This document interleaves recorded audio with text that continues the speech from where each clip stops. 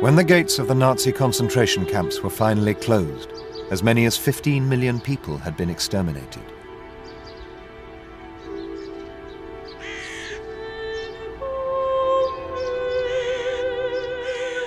In the 60 years since the Second World War, Germany has come to terms with what took place in these camps.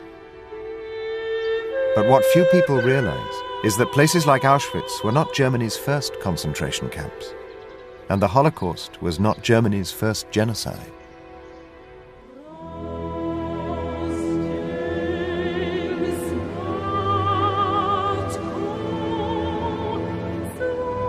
These are the victims of another genocide.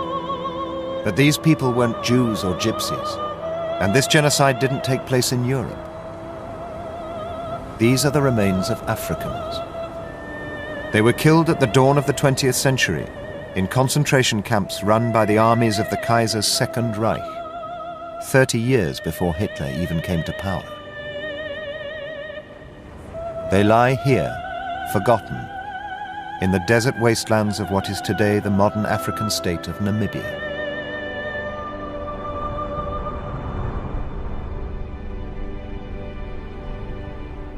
This is the story of the genocide that modern Germany has not come to terms with. For 100 years, what happened in Germany's long-lost African empire has been hidden. It's the story of a genocide that implicates the highest level of the German government, the army, and even some of Germany's biggest companies. But the ghosts of the Namibian genocide have been reawoken. They've returned to haunt modern, liberal, post-war Germany. And in doing so, they've forced Germany to wake up to a very uncomfortable fact: that the dark racial theories that helped inspire the Nazis run much deeper into German and European history than most people want to acknowledge. Soldiers received specific orders which allowed them to kill anyone. It was an overall strategy aimed at ethnically cleansing the countryside to create Lebensraum for German settlers. The whole process was genocidal. The deliberate extermination of the Herero, the Vernietigingsbevel, the destruction order. Many of members of my own family died.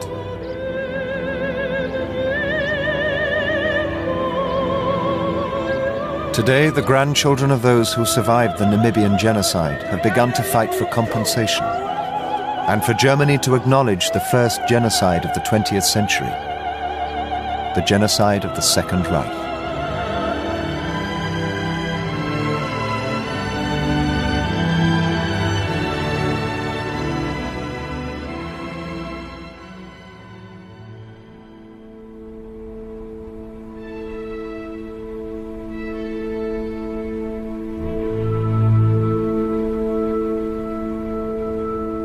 The story begins in 1884, as delegates from all the great powers of Europe gathered in the grand imperial capital of the German Reich, Berlin.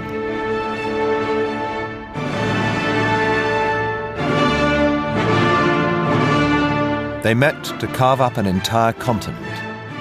Germany did well out of the scramble for Africa, taking full control of Togo, Cameroon, German East Africa, and German Southwest Africa. But just as Germany was beginning her imperial project, new theories were sweeping across Europe that were to have a powerful influence upon that new empire.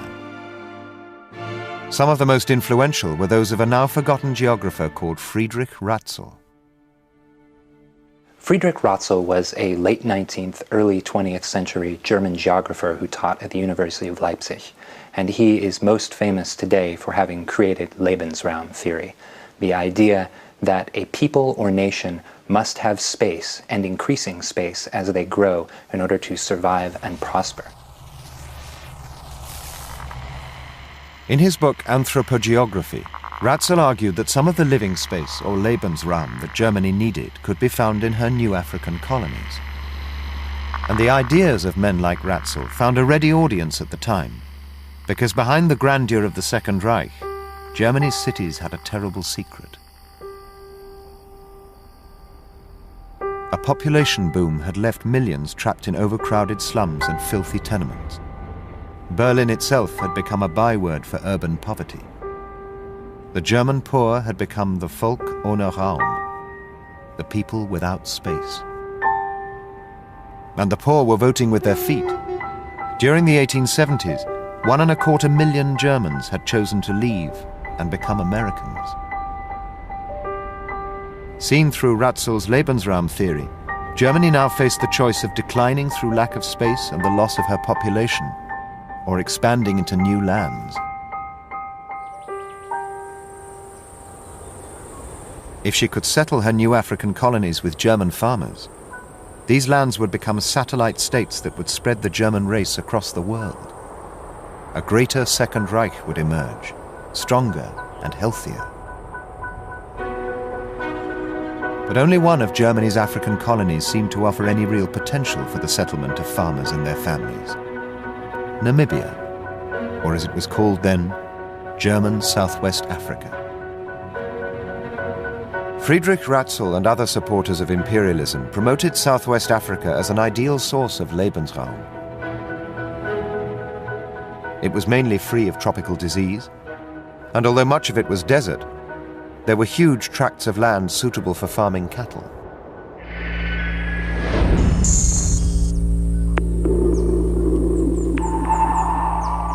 But by 1903, only 4,000 German settlers had favored Southwest Africa over New York.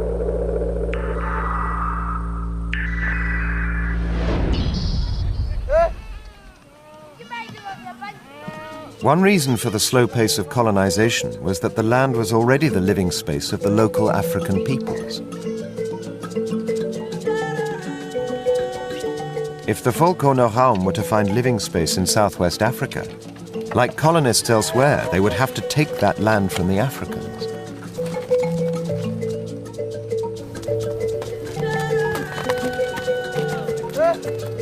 The best land in the colony belonged to a formidable people called the Herero. The Herero of central Namibia had been in contact with the outside world since the early 1800s. They had wagons, their ox wagons. They had a whole section of the society which could read and write. They were extremely well armed with the latest in firearms. These people were not people who were out of touch with what was going on in the rest of the world. They were extremely well connected. Under the governor, Theodor Leutwein, Germany followed a colonial policy of negotiations, treaties, and bargaining with the powerful leaders of the Herero and the colony's other tribes. But for many of the settlers who came to German Southwest Africa, the power and influence of the Africans was completely at odds with the racial theories they had brought with them from Europe, and they resented it. For the settlers that came here, it would have been an unbearable situation, because the reality of Namibia was that they didn't own the land nor the resources. So you have this very strange, almost paradoxical colonial situation where the colonizer comes in and has to rent land and buy cattle from the people he's supposed to be colonizing. The issue of who was to own the land created huge tensions between the German settlers and the Africans. But what also began to push the two groups towards conflict was that many settlers were so convinced of their own racial supremacy, they began to believe they could treat the Africans with impunity. Normal Herero people were being made to work for Germans, and they had virtually no recourse to the law to protect themselves when they were abused.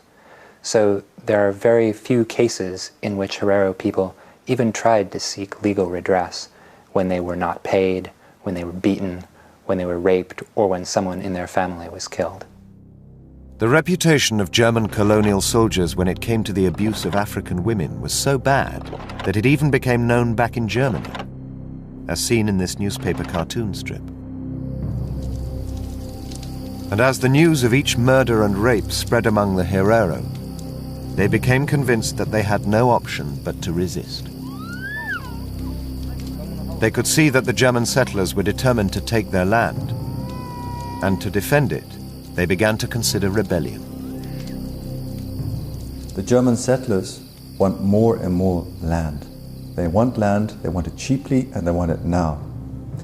And the German soldiers see themselves as the future settlers. They want to become settlers once they've finished their military service. And you have a situation where the German settlers and the German soldiers find one another in the desire for land. And they are opposed in this by Theodor Leutwein, the governor, and by the Herero. By Christmas 1903, the capital Windhoek was alive with rumours. In the bars, settlers and their allies in the army openly called for a war against the Herero. Governor Leutwein was now the only force in the colony preventing war. But at the exact moment when his cool head was most needed, a minor revolt in the south meant that he and most of the garrison left. The results were disastrous. Within weeks of the governor's departure, the extremists in the army finally pushed the Herero too far. They rose up, and terrible scores were settled as the relatives of Herero, raped or killed by Germans, took their revenge. In the first few days, over 100 German soldiers and farmers were killed. But the rebellion provided the perfect pretext for the most radical among the settlers and the army to take over the land. They now set about the grim work of ethnically cleansing the colony of the Herero.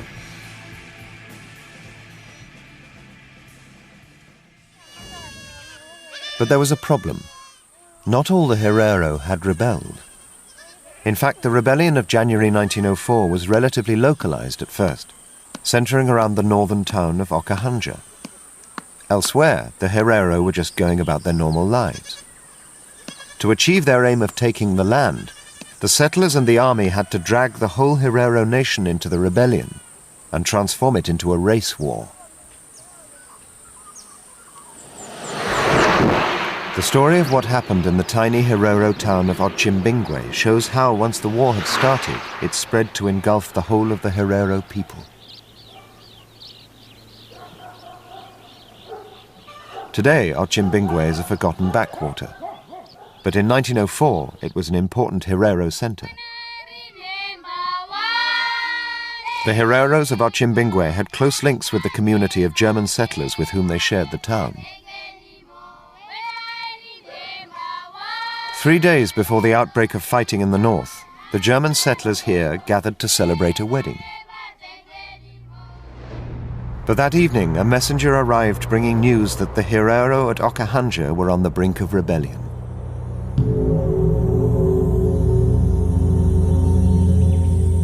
Rather than panic, the missionaries of Otjimbingwe instead met with the Herero chief Zacharias, who declared his peaceful intentions. He even wrote a letter to Governor Leutwein, declaring his loyalty to Germany. But the next evening, a group of German soldiers arrived in the town with food and ammunition.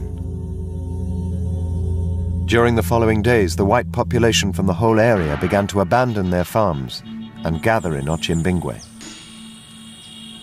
And with each new arrival came a new story of the death and destruction that was sweeping across the colony. As their fears increased, the white population began to fortify a complex of farm buildings belonging to the Halbich family. The Herero, meanwhile, held their normal Sunday service.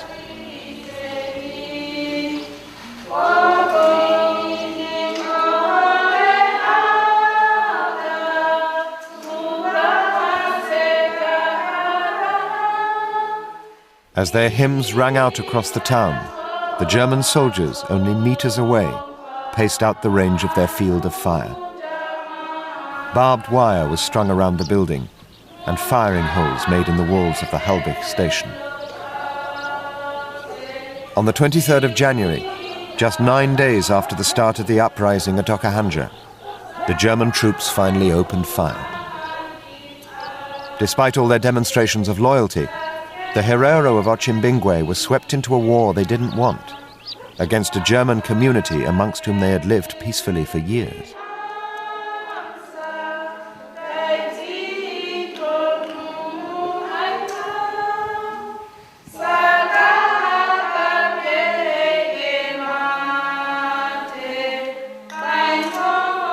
What was happening in Otjimbingwe was being repeated across the country.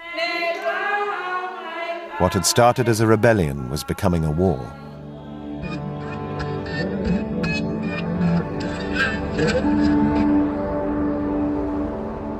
A month after the start of the conflict, Governor Leutwein finally returned to the capital. To end the fighting, he sent a message to the Herero chief Samuel Maharero to begin negotiations. But once the settlers learnt that Leutwein had started negotiations, this fact was immediately leaked to their supporters in Berlin. Back in Germany, right-wing politicians and the pro-imperialist organizations wanted to use the Herero uprising as a pretext to take over the colony completely. When the Herero uprising breaks out, news of it reaches Berlin on the 14th of January 1904. There is a huge pressure from the Pan-German League, from various other interest groups, attacking the governor, Leutwein, for his soft policy towards the inhabitants of Southwest Africa. And they are putting pressure as much as they can through articles, pamphlets, this kind of thing, propaganda, on public opinion and indirectly, therefore, on the government to take a tougher line. To the right-wing press, the Herero were not a people with whom Germany should negotiate, but savages who should be crushed. The German media constructs this image of a savage enemy, this barbaric enemy that kills anybody and rapes white women and kills children. And there's a whole campaign in Germany, a propaganda campaign, to construct this enemy that doesn't really exist. A heady mix of nationalism, militarism and racism swept over the Second Reich. Kaiser Wilhelm II ordered a new army to be sent to crush the rebellious Herero. And to lead this force, he appointed a commander with a fearsome reputation, General Lothar von Trotter.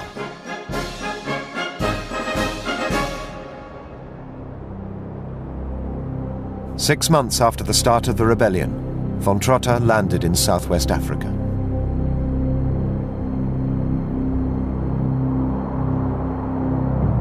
He immediately met with Governor Leutwein and formally took over command. But at their meeting, Leutwein again appealed for negotiations to be resumed with the Herero. And this would have been the normal strategy in a colonial war. But the hysteria in Berlin meant that this no longer was a colonial war. Von Trotter is not there to negotiate. For von Trotter, negotiation is a sign of weakness. For von Trotter, negotiation would be a shame to German honor, to German militarism. There is only one solution, the destruction of the Herero. Unfortunately for the Herero, they did not see that the rules of the game, as it were, had changed. Yet the rebellion that von Trotter had come to crush was essentially over. After the initial outburst of violence, the Herero had changed their tactics. After twice fighting the German garrison to a stalemate, the Herero had started to avoid all contact with the Germans. The entire people had instead moved as far away from the German settlements as they could get. They gathered at the last big waterhole before the Kalahari Desert, the great plateau of Waterberg, Water Mountain. There they waited, hoping for negotiations, but they never came. I think the Hereros would have considered the war over by spring 1904, because the way wars were usually fought in Namibia was there was battles and then that was it. It was over, you settle it and you negotiate terms and that's the end of that. The Hereros had proved their point, don't take all our land, treat us as humans and we'll let that be that. Because they were at the point where they could have attacked Windhoek and the main stations, but decided not to. They backed off, they proved their point. So I think from the Herero point of view, they were very clear on what had happened. Now the German side of the issue is completely different. What the Herero at the Waterberg could not possibly have known was that instead of planning negotiations, the Germans were assembling a colonial army unlike any other. Week after week in the late summer of 1904, hundreds of soldiers were sent from Germany, along with huge supplies of the latest weapons and artillery. One of the soldiers of this new army, the young Lieutenant Ritter von Epp, wrote letters to his family while on his way to Namibia. They reveal the extent to which some in the army had come to see the war as a crusade for Lebensraum. This world is being redistributed. With time, we will inevitably need more space, and only by the sword will we be able to get it. This is a matter for our generation, and for our existence. Only when he was convinced that he had acquired overwhelming military might did General von Trotter order his army out of their bases and head for the Waterberg.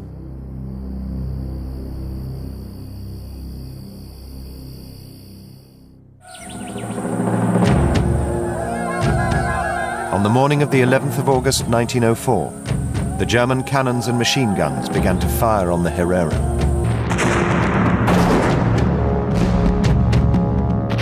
General von Trotter's battle plan was, as he said in his own words, to encircle and annihilate the Herero with a simultaneous blow. But these plans were not what they seemed. Von Trotter had left one side of the encirclement weaker, knowing that when they were defeated, the Herero would have to retreat through this gap in the German line. This would force them to escape eastwards. And to the east lay the desert that the Herero called the Omahake, but we know as the Kalahari. By the end of the battle, this was exactly what was happening.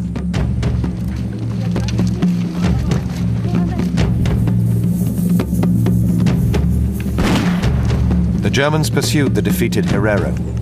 For week after week in the summer of 1904, they were pushed deeper and deeper into the Omahake Desert.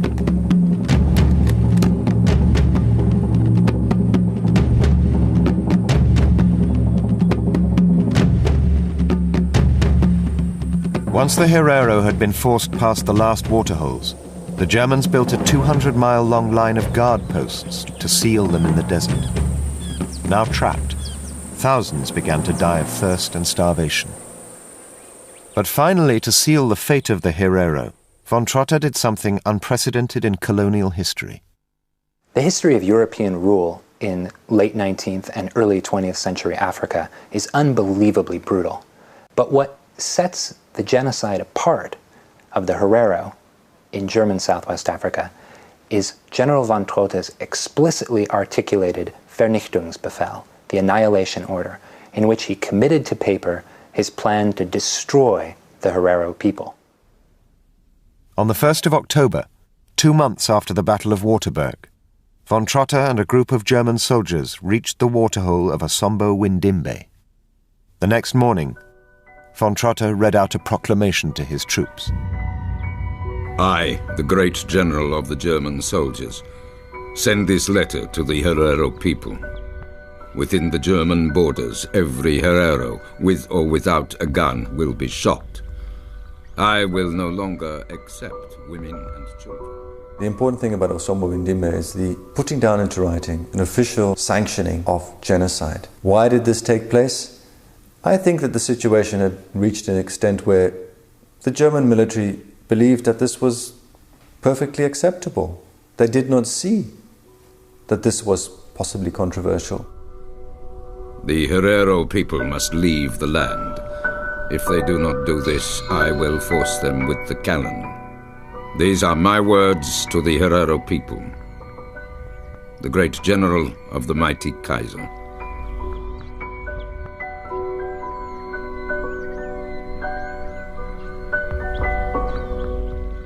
The thousands of starving Herero in the Omahake now seemingly had no hope.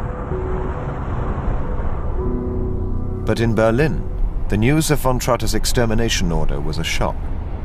The army and its supporters in the Reichstag had badly misjudged the changeable mood of the German people. When news of the brutality with which Trotter and his troops are putting down the uprising reaches Germany, there are huge and radical protests, above all in the Reichstag, above all among the Centre Party. On this issue, they are radically opposed to the actual policies being conducted. And there are also newspaper articles. It's a national scandal, if you like. Despite the scandal, the Kaiser refused to order von Trotter to rescind his extermination order. For 2 further months, the Hereros were hunted down in the Omahake, until finally the government forced the Kaiser's hand.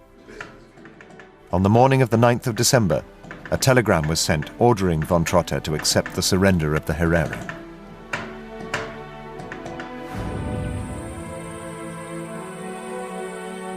The German army now began patrols to collect what was left of the Herero people. 13,000 were rounded up. Soldiers took photographs of their work.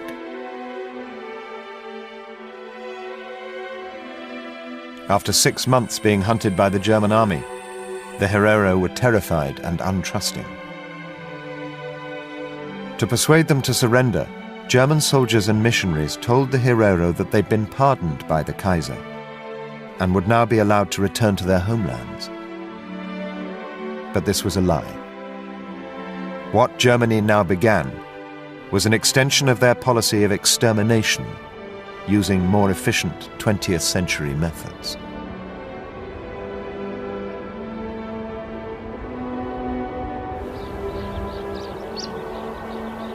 Here, by the old German fort in Windhoek, the capital of modern Namibia, lies the site of Germany's first mass concentration camp. In this tiny space, over 4,000 people were beaten, worked, and starved to death by the army of the Second Reich. What happened here and in other camps across this country is something that few people in Germany and Namibia have been willing to confront. But this is where the Herero collected by the army were sent, and where the first genocide of the 20th century reached its terrible conclusion.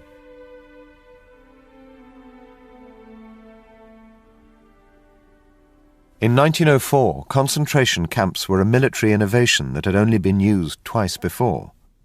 But in Namibia, the concept was applied in a completely new way. Concentration camps in the British model in South Africa or the original Spanish model in Cuba were essentially designed to separate freedom fighters from the people who supported them. In German Southwest Africa, something very different was going on. There were no more free Herero people. They were all, or almost all, in camps. In the early months of 1905, the Herero was shuttled around the country in cattle trucks. Thousands of them arrived here in Swakopmund. This town, trapped between the great dunes of the Namib Desert and the icy cold waters of the South Atlantic, was the colony's main port. A concentration camp was built here because Swakopmund was a center of German industry and commerce, a place where the slave labor of the prisoners could be best put to use. No one today knows exactly where Swakopmund's 2 concentration camps were located. Yet what happened in those camps was meticulously recorded, documented, and photographed by the Germans themselves. 3,000 Herero were imprisoned in Swakopmund. The majority were women and children. They were made to unload the ships that landed in port and to work on new building projects. Beatings were common, but the conditions in the camps alone proved fatal for many Herero prisoners.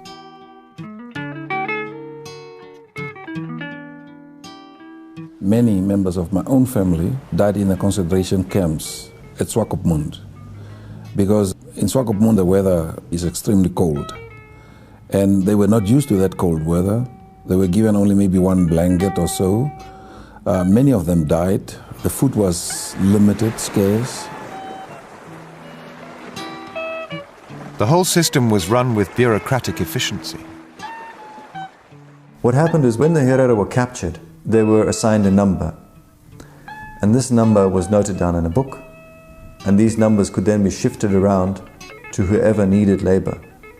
And the German military was paid for this labor.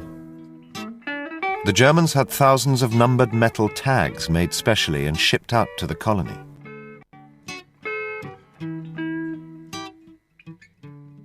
This one is apparently unique in that the number was scratched and another number was put on, because it seems like sometimes they reuse it.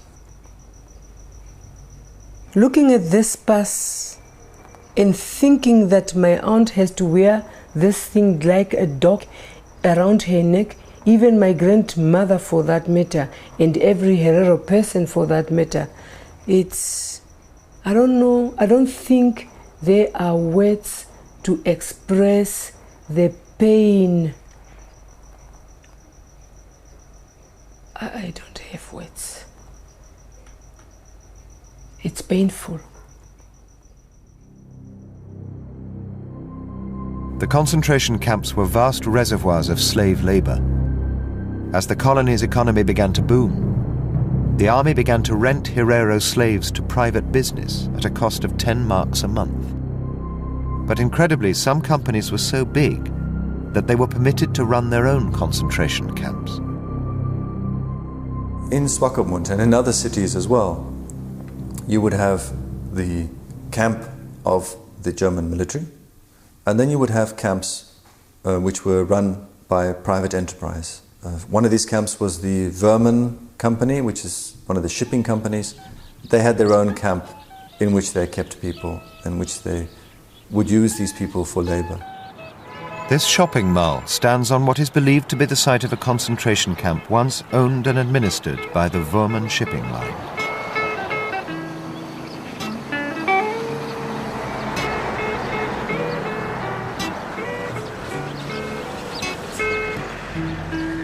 Today, black Namibians walk from the township on the outskirts of Swakopmund to stack shelves on the site of the concentration camp where their grandparents' generation were worked to death. Deaths that were grimly and accurately recorded by the German authorities. There are at least 14 volumes in the Windhoek archives of death registers, Totenregister. And the death register lists the name of a person, which is usually unknown, the age of a person, the sex of a person, the number of the person, and for whom he or she is working at the time of death. And the cause of death, most of the time, is death through exhaustion. And there are pre-printed death certificates with death through exhaustion, pre-printed on the death certificate. This was what was going on in Namibia, 1904 to 1909. Although there's no shortage of evidence for what happened in the camps, their memory has been wiped from Swakopmund's history. Opposite the probable site of the Verman Line concentration camp, an antique shop sells memorabilia of the Second Reich to the tourists. Under the counter, they sell memorabilia of the Third Reich. About 2,000 Herero died in Swakopmund between 1904 and 1909. But there is no monument or plaque to mark the site of so much suffering.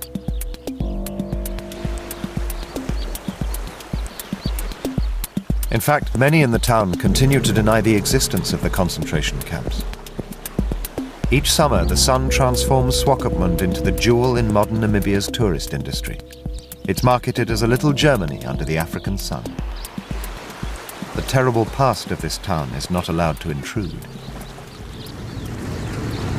But on the outskirts of Swakopmund, there is a bleak and graphic testimony to what happened here a century ago.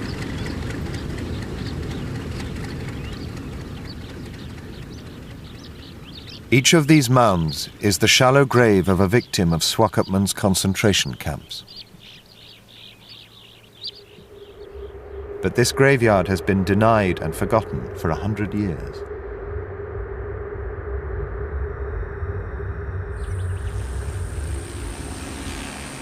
Today, this cemetery is the playground for tourists who ride dune buggies over the remains of the Herero dead. We know that there are mass graves along the Swakop River in Swakopmund. We know that there are mass graves in the shunting yards in Windhoek. And we know that in Luderitz the people were simply thrown into the sea. But there is no monument to the people who died in the wars between 1904 and 1909. There is no monument to the first genocides of the 20th century. Slave labor from the concentration camps was used to build a new German Southwest Africa. A Across the country, the years of the camps adorn the date plates of buildings and private homes. Even the present-day Parliament building was built by enslaved prisoners. But the biggest project carried out by slave labourers was the building of the colony's new railways. And the correspondence between the railway companies and the colonial authorities, together with the huge number of photographs taken of the work, reveal how the forced labour of starving prisoners did not just construct the tracks, but helped to continue the genocide.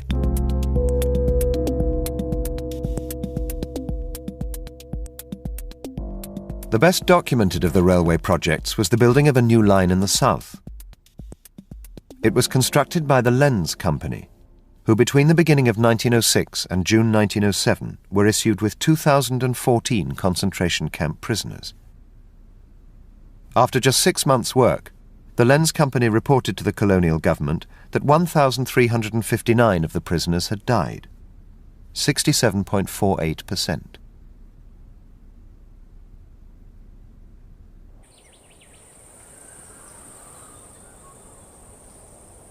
Men, women and small children from the year of 6 years, they were used as slave laborers all over the country with a terrible death toll. For instance, on the Lüderitz-Aus railway line, you can see every sleeper. There is one dead body. The Lüderitz-Aus railway line was built to connect Lüderitz, the colony's second port, to the interior. Thanks to the war, this bleak and windswept harbour was for the first and last time in its history suddenly of strategic importance to the army. And while thousands were dying building the railways, Lüderitz itself was also being rebuilt by slave labour. New houses and roads were completed, and the town's docks were upgraded. And in achieving this transformation, hundreds of prisoners from the town's concentration camp were worked to death. But there were 2 camps in Lüderitz, and the second was different. It had been built on an island out in the harbour, Shark Island. This camp was away from public view, and access to it strictly forbidden. And what was happening here was not about slave labour, but about extermination. If I were to have to use the language of the Nazi period, then I would certainly see Shark Island as a death camp. It was an island onto which people were placed. And though some people were taken off the island for labor, the express purpose was to essentially eliminate them from the Namibian landscape. It was essentially a camp in which anybody placed on that island, everybody knew they were going to die. Most of the victims of Shark Island were not Herero. After witnessing the genocide against the Herero, the southern Nama people had also risen against the Germans. They were too late to help save the Herero, but just in time to become the newest victims of the genocide. It was specifically said in the German newspapers here that the Namas have no merit in the world anymore. They have no reason for living. They are of no use to the world anymore. So I think that there was a very calculated attempt to eradicate the Nama on Shark Island. In September 1906, 1,732 Nama were sent to the camp after their surrender to the German army. Within 7 months, 1,032 were dead. Of the survivors, 90% were too ill to work. They huddled together against the icy winds of the South Atlantic. Until very recently, there were thought to be only a handful of surviving photographs of the Shark Island camp. That was until the photograph album of the German Lieutenant von Düring came to light. Towards the end of 1905, von Düring began his journey home after fighting in the war against the Herero. Like many officers, Düring took photographs of his part in the great colonial adventure to impress people back home. Most of his photographs are simple snapshots of his friends in the colony. But the ship that was to carry von Düring back to Germany left from Lüderitz Bay, and when he reached the town, He used his rank to gain access to the death camp on Shark Island, where he continued to take photographs.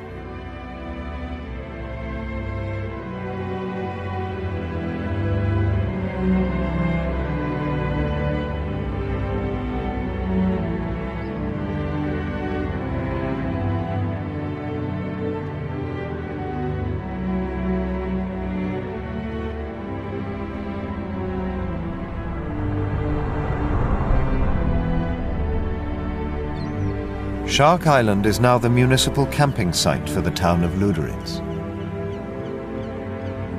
Visitors come here to spend the night, almost all of them completely unaware that they're camping in a place that was to provide the blueprint for the death camps of the 20th century.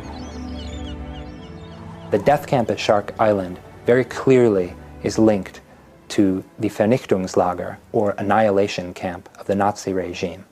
In both cases, prisoners were collected from faraway locations and then shipped via rail in cattle cars, called transport in both cases, and then moved to a remote location beyond the public gaze where they were systematically destroyed. The vast industrial killings of Auschwitz and the other Nazi death camps lay in the future, but the idea of separating people out and simply killing them as quickly as possible was probably born at Shark Island in German Southwest Africa. There is another aspect of what happened on Shark Island that is horribly similar to what happened in the death camps of the Third Reich. The guards at Shark Island and other camps became involved in the racial sciences that had originally been used to justify the war. Soldiers began to trade in the skulls of dead Herero and Nama people, selling them to scientists, museums, and universities back in Germany. The practice was so widespread that this postcard was produced showing soldiers packing the skulls.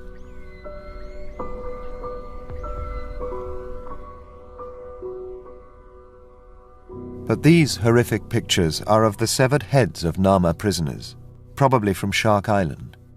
They were preserved, numbered, and labelled as Hottentots, the German name for the Nama. They were then studied by race scientists who had been inspired by the theories of a German geneticist called Eugen Fischer, whose ideas were to influence not just the Second Reich, but also the Third. Eugen Fischer came in 1904 to Namibia. He was sent by some German universities, and he started to make tests on perished and dead prisoners of war over Herero and Nama. And all in all, he has investigated 778 heads of dead Nama and over Herero people. Eugen Fischer used this so-called research to prove that the black race is inferior to the Germanic or Aryan race in Europe. By measuring skulls, facial features, and eye color, Fischer and his protege sought to prove that the native peoples of Africa were not just inferior, but, as he put it, animals. The racial theories that had been used to justify the genocide were now being advanced by the human remains of its victims.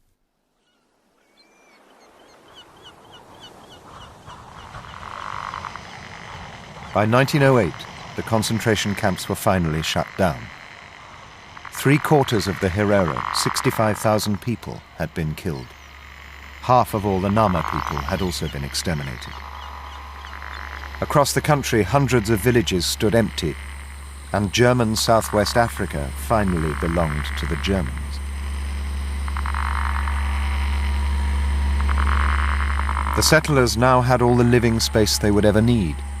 Friedrich Ratzel's dream of Lebensraum in Africa had been made real. The last of the Herero and Nama were literally sold off to German farmers as slaves. Even today, there are those who remember the years of enslavement. Evangeline Kanyoka was born in 1909, when her parents were living as slaves.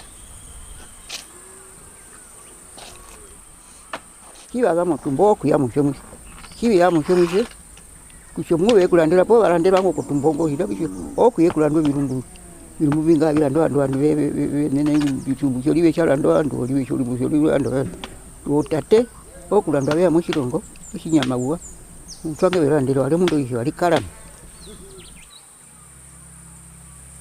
The Herero and Nama were now of no threat to the settlers, and a new phase began in which the colony was portrayed as a settler paradise.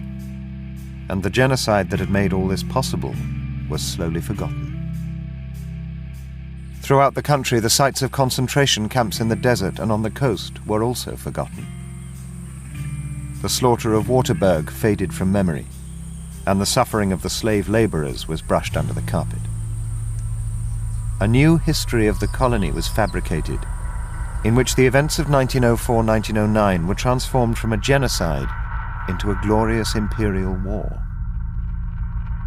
But the racial theories that had allowed Germany to kill thousands of Herero and Nama lived on.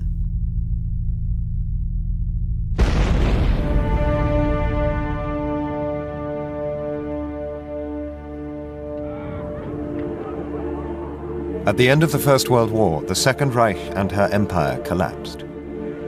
Defeat pushed Germany into chaos. Millions were starving on the streets of her great cities.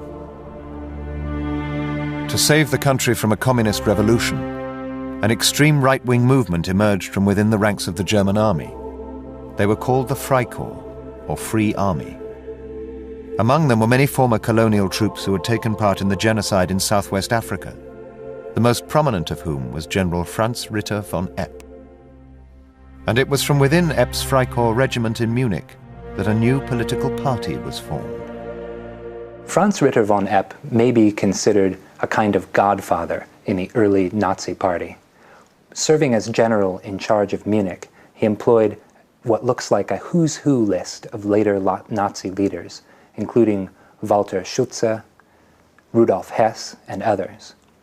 His right-hand man, the founder of the German stormtroopers, the Brown Shirts, was Ernst Röhm, and through Röhm he was introduced to a little lance corporal named Adolf Hitler, who he employed to finger suspected communists within his organization. And as Hitler said, it was under him that I first learned to speak. Von Epp did everything he could to assist his protégé, even embezzling 60,000 marks to allow Hitler to buy the Völkischer Beobachter, the Munich newspaper that became the official paper of the Nazi Party. But men like von Epp also introduced Hitler to some of the theories that had helped inspire the genocide in Namibia.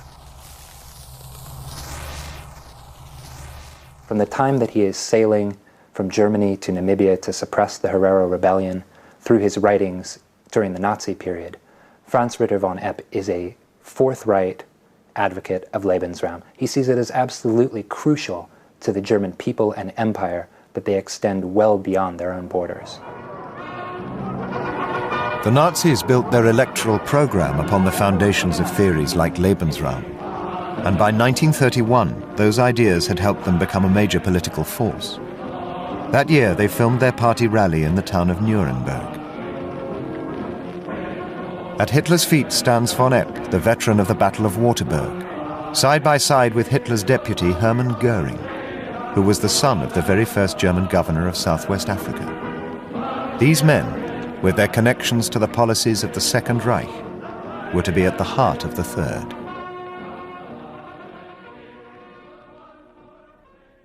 Just 2 years later, that Third Reich was born. Once in power, the Nazis began to apply their racial theories. But those theories had been built back in the early days of the party, with the help of books written by a man whose ideas were born in Southwest Africa, Eugen Fischer. And these books were read by Adolf Hitler. And even on 11 pages of Hitler's book, My Struggle, Mein Kampf, you can find a direct reference to Eugen Fischer's works. And when Hitler came to power in 1933, Eugen Fischer got many German honors. Under the Nazis, Fischer became one of the most powerful men in the world of German racial science. Much of his work was done through the Kaiser Wilhelm Institute in the suburbs of Berlin. Scientists here carried out hundreds of experiments and investigations to find justification for Nazi racial theory. And it was here that Fisher's ideas from Southwest Africa were remolded and advanced for use by the Nazis.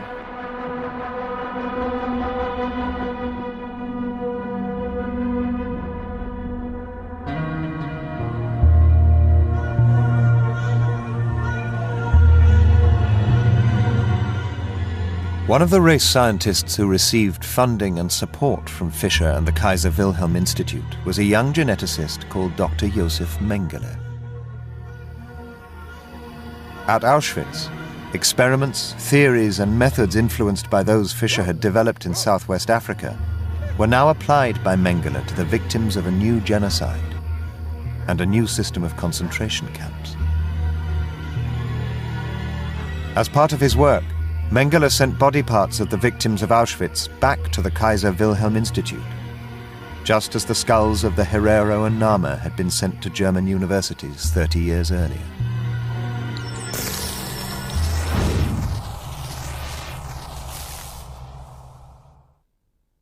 At the end of the war, Ritter von Epp and Hermann Göring were once again side by side, this time as prisoners of war. They and the rest of the surviving Nazi leadership were put on trial. But the trial that took place in this courtroom in Nuremberg made little attempt to explore the links between the crimes of the Second Reich and those of the Nazis.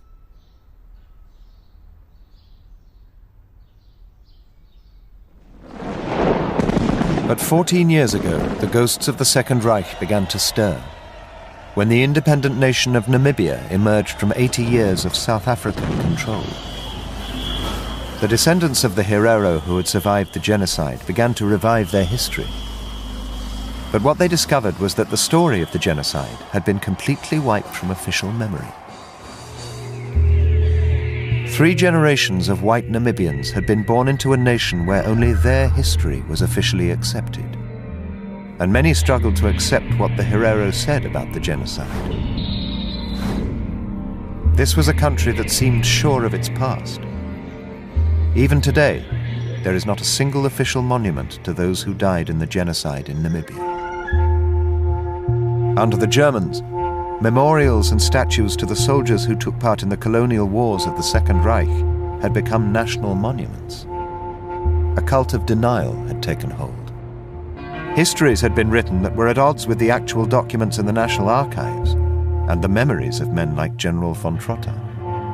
But most controversially, the Germans had built a huge statue to celebrate their victory over the Herero, actually on the site of their biggest concentration camp.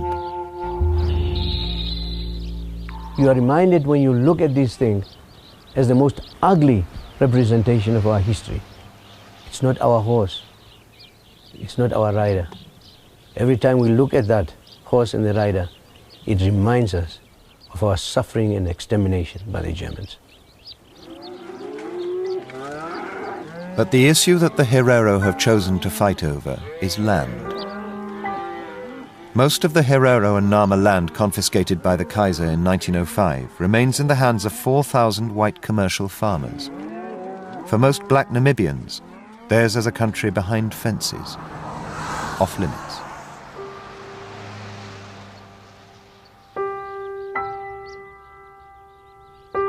The Herero who'd survived the war and the concentration camps were resettled in tribal reserves. The land my family owned belongs now to a German farmer. It's no longer ours. Our people subsequently were pushed into the barren areas of the Kalahari, in the semi-desert area. That's why they farmed, and that's where I grew up. That part is painful. Until it is redressed, it will continue to be painful. For 4 years, Herero leaders have been embroiled in a legal case against the German government for $2 billion in reparations to buy back their former land.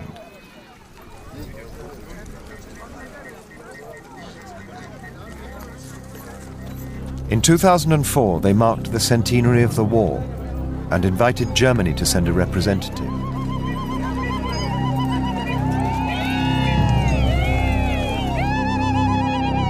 The Herero wanted Germany to admit responsibility and use the word genocide.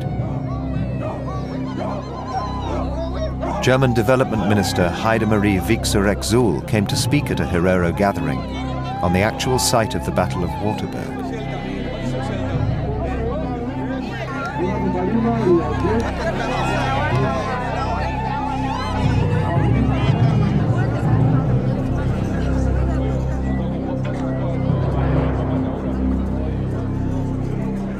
Today, I want to acknowledge the violence inflicted by the German colonist powers on your ancestors, particularly the Herero and the Nama. The atrocities, the murders, the crimes committed at that time are today termed genocide. And nowadays, General von Trotta would be prosecuted and convicted, and rightly so. And so, in the words of the Lord's Prayer that we share, I ask you to forgive us our trespasses and our guilt.